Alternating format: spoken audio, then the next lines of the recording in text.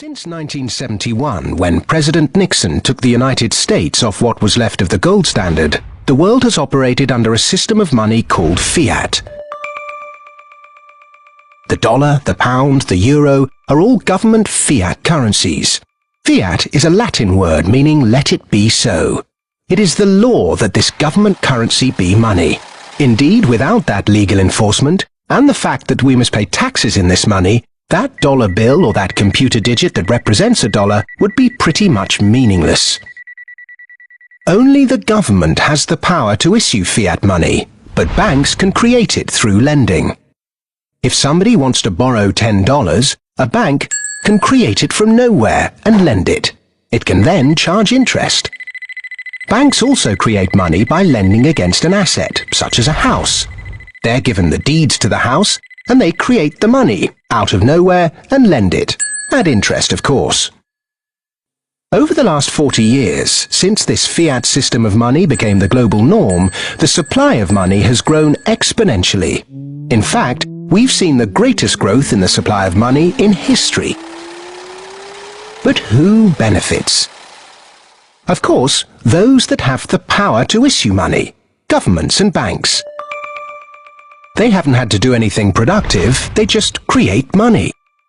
Then those companies and individuals that get this money early.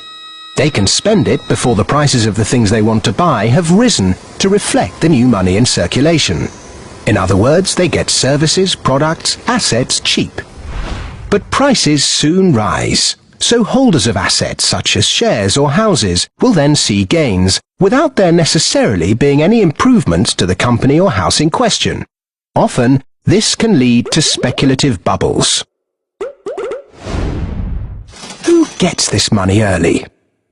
However money is created, be it through lending, fractional reserve banking, financial bailouts, or old-fashioned money printing, banks are always at or near the top of the money-issuing pyramid.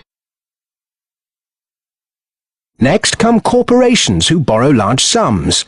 Those on lucrative government contracts for new ventures, particularly overseas.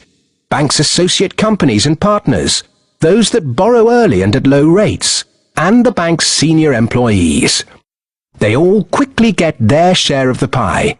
In some cases, this will come in the form of bonuses. But what about those at the bottom of the pyramid?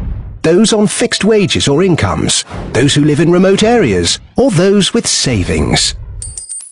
By the time this newly created money has filtered down to them, the prices of the things they want to buy have increased. Their savings buy them less, however, and their wages remain largely unchanged.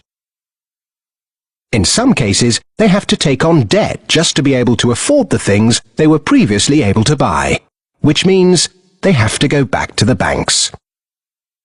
In reality, this process of creating money only redistributes wealth from the bottom to the top of the pyramid, and thus that ever-increasing gulf between rich and poor gets bigger and bigger and bigger.